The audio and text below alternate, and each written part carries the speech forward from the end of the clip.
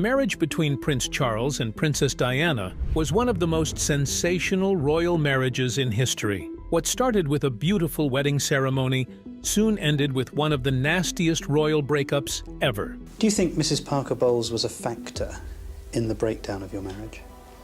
Well, there were three of us in this marriage. At the time of the separation, people had different opinions on who was to blame for the discord in the union. Finally, new details about their marriage have come to light. What really led to the breakup of this royal family? Whose fault was it? Prince Charles's or Princess Diana's? Join us as we explore the shocking discoveries surrounding the marriage and separation of the union. The world is too little aware of the waste of life, limb. The separation and divorce.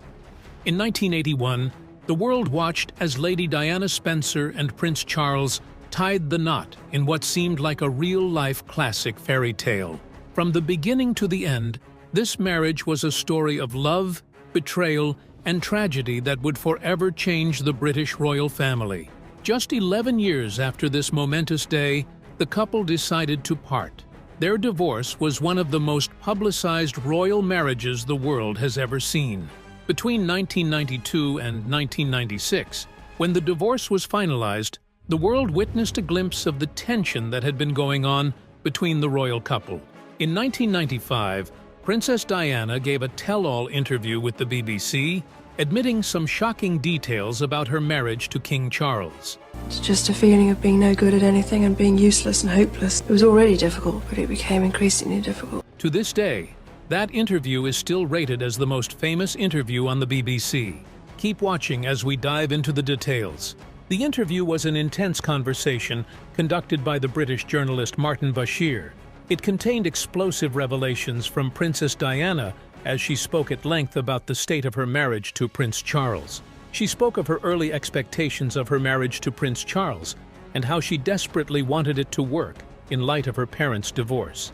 As a young lady, being suddenly cast into the role of wife to a future king came with immense responsibilities. She was a young girl who had led a relatively private life and is now constantly in the spotlight, with paparazzi picking up on the slightest gesture. Princess Diana said that she found it overwhelming and that she felt enormous relief when she got pregnant with William, because it gave her something else to focus on. One of the happiest milestones for the couple was the birth of their two sons, Prince Williams and Prince Harry. Prince Williams was born on the 21st of June, 1982. It was a joyful day. From the first moment of his life, he was destined to be a future king. Princess Diana, then 20 years old, had scaled through the challenges of her early pregnancy under immense media scrutiny. Despite her young age and the pressures of royal life, she was determined to break away from traditional royal parenting norms, aiming to provide her children with a sense of warmth and normalcy that she felt was lacking in Charles's upbringing. For some time, the royal couple had a fighting chance at making their marriage work.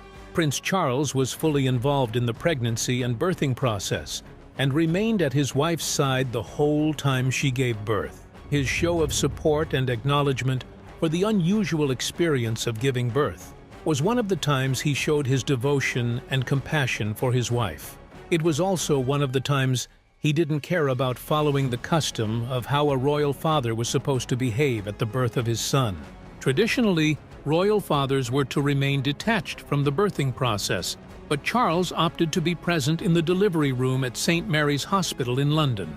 Diana appreciated his support during the delivery, and their shared joy at welcoming their firstborn momentarily bridged the emotional distance growing between them. However, soon after giving birth, she suffered from severe postnatal depression, which led her to be tagged by others as unstable and mentally unbalanced. This depression spiraled into dark days of self-harming, but the worst was yet to come. Princess Diana had begun to notice a closeness between her husband and his long-term friend, Camilla Parker Bowler, which didn't seem platonic at all. Princess Diana knew her husband, Prince Charles, had a relationship with Camilla Parker Bowler in the past, but she and everyone else thought it was over. Little did she know the relationship carried on all through her marriage. Finding out Charles never really stopped loving Camilla was too much for Diana to bear.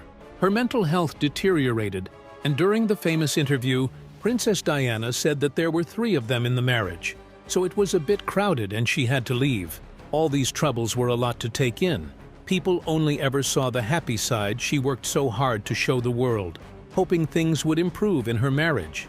The BBC interview showed Diana's vulnerable side, which many people saw for the first time, something that was not usual in the royal family.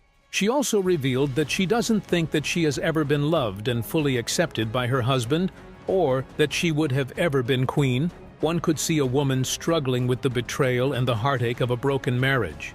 In the UK alone, the interview was watched by nearly 23 million viewers. The worldwide audience was estimated at 200 million across 100 countries. The views were so great that the UK National Grid reported a 1,000 MW surge in power demand after the program. It was the interview of the century. One remarkable thing about Princess Diana was that despite the toll Charles's infidelity and other marital issues took on her, she always stood up for herself.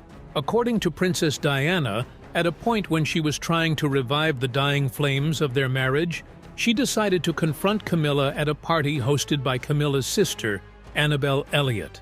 Annabel had sent her an invitation as a courtesy, but no one expected her to show up, as she must have known Camilla was likely to be in attendance. However, to everyone's astonishment, she showed up. She would later look back on what she did that night as the bravest thing she ever did during her entire marriage. The room fell silent as she stepped through the venue's doors. Heads turned in a wave of whispers, her name passing from one incredulous guest to another.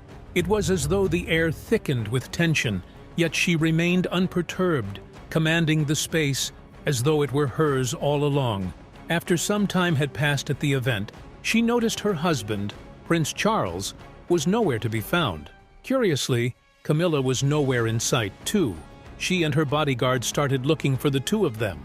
Soon, they found the prince and Camilla sitting on a sofa in the basement of this property, just talking. Diana had had enough. Squaring her shoulders, she boldly confronted Camilla for the first time since she learned about her affair with Prince Charles. All conversation around them quieted as all eyes turned to them. It was almost as if Camilla had also been expecting a confrontation. She gave a quick retort that hinted that the affair would continue, despite Diana's knowledge of it. Stunned to silence, Princess Diana realized this was it. The end of this marriage was near. While Prince Charles's affair was more publicized, Princess Diana was no blameless partner. In a video recording that was screened briefly only in the US, she admitted that she also had affairs during her marriage to Prince Charles. One of the men she was romantically involved with was Barry Manicky. Barry was a police officer with the Royal Protection Squad. He was assigned to Princess Diana's escort. Princess Diana said Barry was one of the people that made life in the palace bearable. Princess Diana admitted that she felt a deep connection with Barry to the point that she contemplated eloping with him and leaving the overwhelming palace life behind.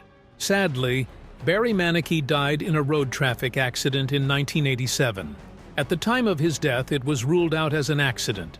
However, in the video recording, Princess Diana believed Barry Manicky's death might not have been an accident. In her words, he was chucked out. How did this man really die? Mr. Manicky's death is being reinvestigated as a result of the tape. After his death, Diana usually visited the area where his ashes were scattered and laid flowers in memory of him. Another person involved in a scandalous affair with Princess Diana during her marriage to Prince Charles was James Hewitt. According to Hewitt, his affair with Princess Diana was a love story. In his memoir, Love and War, he said, "Only one thing went wrong. We fell in love." Hewitt's path crossed with Diana's at a party thrown by Diana's lady-in-waiting, Hazel West, in 1986. There was initial attraction, but the two fell in love over the course of giving the princess riding lessons. Within months, the press got wind of their affair. Their relationship was said to span 5 years, between 1986 and 1991. About their 5-year relationship, the repercussions of the affair, which spanned 1986 to 1991. They would exchange love letters even while Hewitt was away at the Persian Gulf War. When asked if the relationship happened, Diana admitted that it did. The two apparently broke up during or shortly after the Persian Gulf War. A sensational rumor about that relationship had been passed around for a long time. Could James Hewitt be the biological father of Prince Harry, Diana's son? Ever since the news broke about their scandalous affair, many have wondered about the true parentage of Prince Harry. The main reason for this doubt is the similarity between Prince Harry and James Hewitt. Both of them share the same red hair. Prince Harry finally clarified the heir in his memoir, Spare. He said, "One cause of the rumor was Major Hewitt's red hair, but another was sadism." Tabloid readers loved the idea that Prince Charles's youngest son was not Prince Charles's son. Also, according to the timeline of the affair, Hewitt and Princess Diana didn't cross paths until after the birth of Prince Harry. The birth of Prince Harry on September 15, 1984, was another significant moment in the royal couple's life, but it also brought to the forefront underlying issues in their marriage. Princess Diana had expressed hope that her second pregnancy would bring her and Charles closer, but instead, it highlighted their differences. Unlike William's birth, where Charles appeared deeply involved and excited, his reaction to Harry's arrival was notably muted. Reports suggest that Charles was visibly disappointed when he learned Harry was a boy, as he had allegedly hoped for a girl. Furthermore, he made a disparaging comment about Harry inheriting traits from his mother's side, particularly his red hair, which Princess Diana took as an insult to her family. This reaction hurt Diana deeply, bringing forth her feelings of isolation and emotional neglect within the marriage. The marriage and separation between Prince Charles and Princess Diana remains one of the most tragic periods in British royal history. It is a story of unmet expectations, emotional distance, and profound unhappiness. Many people are surprised that their union didn't start this way. Interestingly, there was a time when their love story was a fairy tale. How did they meet? The beginning of a fairy tale. It was 1977. Lady Diana Spencer was a 16-year-old spirited young lady visiting her family's ancestral home in Althorp. She met Prince Charles, who was 29 years old, during his courtship with her older sister, Lady Sarah Spencer. However, the courtship with her sister, Lady Sarah, was short-lived. Sarah found both of them incompatible. She said there was no way she would have married Prince Charles, regardless of his status. Diana, still a teenager then, observed Charles's interactions with Sarah, but her natural charm, wit, and youthful energy left an impression on the prince. Prince Charles found Diana intriguing for her unassuming nature and sincerity. When I started my public life 12 years ago, I understood. It didn't take long for Sarah to observe the connection between them and introduce them. Princess Diana did not appear awed by his status, treating him as she would treat others, which added to her appeal in his opinion. For Diana, the meeting was transformative. She was smitten by Charles, whose worldliness and maturity contrasted with her youth. She thought this was the one man on the planet who would not divorce her. How wrong she turned out to be. However, once Prince Charles ended his courtship with Princess Diana's sister, Sarah, he drifted away from the sisters. He continued his off-and-on courtship with Camilla Parker Bowles. The two had dated in the early 70s, and Charles had intended to propose, but things didn't work out. Camilla also had an on-and-off relationship with Andrew Parker Bowles, whom she later married. Also, the royal family did not extend open arms to welcome Camilla. They didn't see her as a suitable match for Prince Charles, who could one day be the king. Charles and Camilla eventually decided to part ways, and she married Andrew Parker Bowles in 1973. In 1980, something happened that brought Princess Diana back onto Prince Charles's radar. He'd just broken up with his girlfriend, and he had just experienced a great loss. His mentor and great-uncle, Lord Louis Mountbatten, had just been assassinated. This was a man who had been a father figure to him. He had been instrumental in shaping his life and values. Princess Diana felt terrible for him about his loss and wanted to offer her condolences. They soon bonded over the loss, and Princess Diana offered him emotional support. And just like that, their courtship began.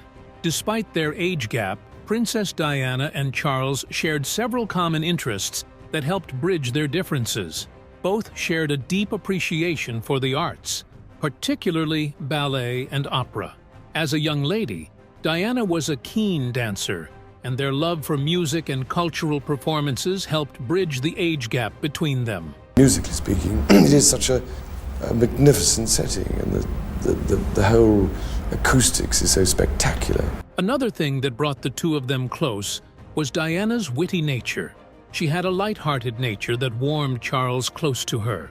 Charles was brought up in a very formal setting and trained in courtly manners that would be a good fit for a future king. Diana's cheerful nature was the balance he craved. Their mutual love for outdoor activities, including sports and countryside pursuits, allowed them to connect in a relaxed and unguarded environment. By the time Charles and Princess Diana began dating seriously, the world saw their union as a fairy tale in the making. Yet, even in these early days, subtle differences in their personalities and expectations hinted at future incompatibility. While Charles valued introspection and philosophical pursuits, Princess Diana sought emotional connection and security. These differences, though not insurmountable, required effort and understanding, aspects that may have been overshadowed by the overwhelming public scrutiny of their relationship. Most of their courtship took place over the phone. They only met in person 13 times before Charles proposed marriage. The moment of the proposal itself was marked with a hint of awkwardness. It lacked the warmth and spontaneity typically associated with should have been a joyous occasion. Overwhelmed by the gravity of the situation, Princess Diana accepted, seeing it as a step toward fulfilling her dreams of becoming a princess. For Charles, the proposal was as much about duty as it was about personal affection. In February 1981, the happy couple shared the news of their engagement with the world. However, Princess Diana couldn't completely shake her misgivings about their relationship. An interview they had shortly after their engagement stood out in her mind. The interviewer asked the couple a loaded question. "Are you in love?" Princess Diana cheerfully responded in the affirmative, saying, "Of course we are." However, Prince Charles's response completely threw her. He responded with a nonchalance Princess Diana didn't expect from a man she was about to wed. His response was, "Whatever love means." The engagement period was a time of contrasts for Prince Charles and Princess Diana. Sweeping these events as minor issues, the couple planned their wedding.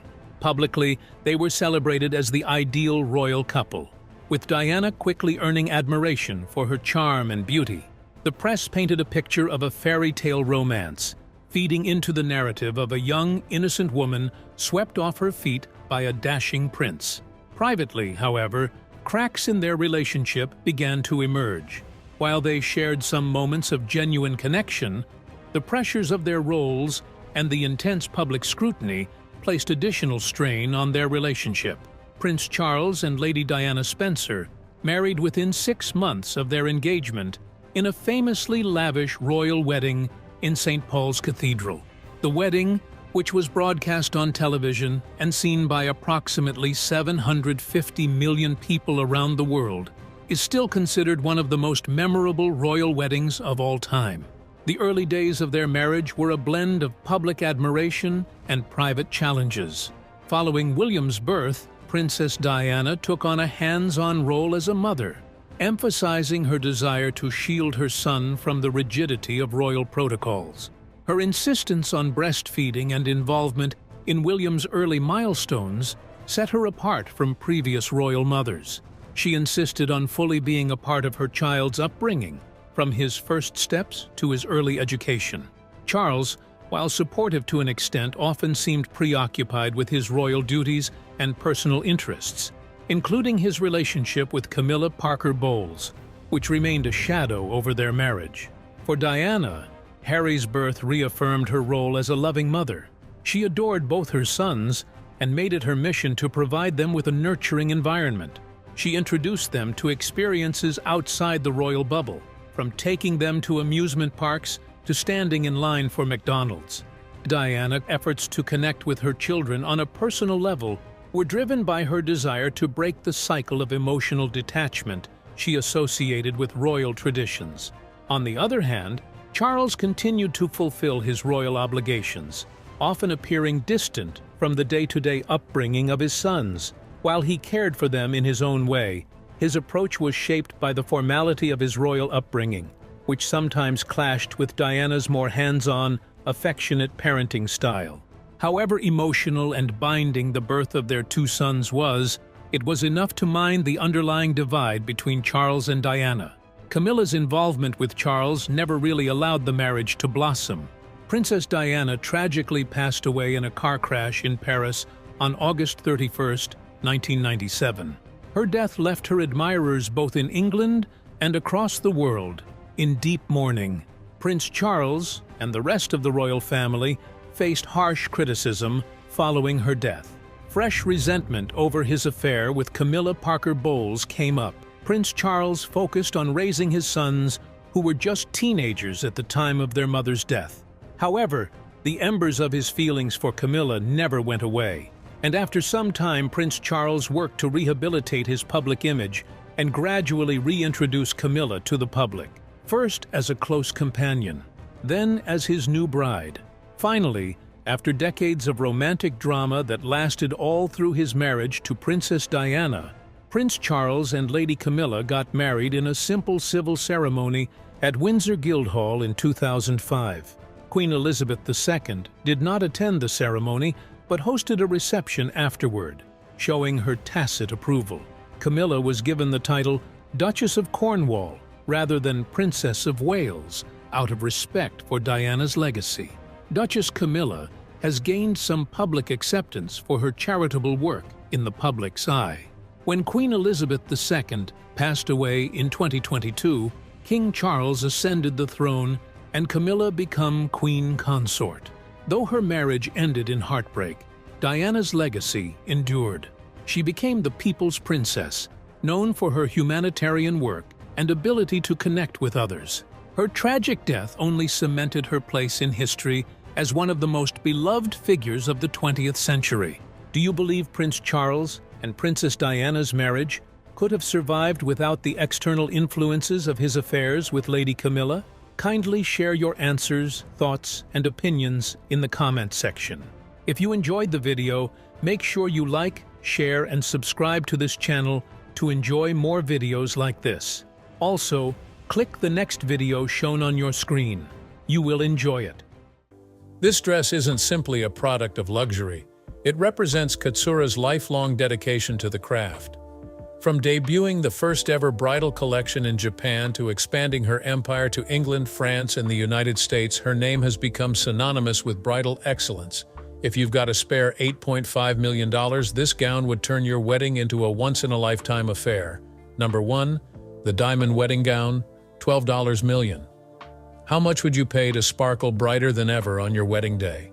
For $12 million, the Diamond Wedding Gown by Renee Strauss and Martin Katz guarantees just that.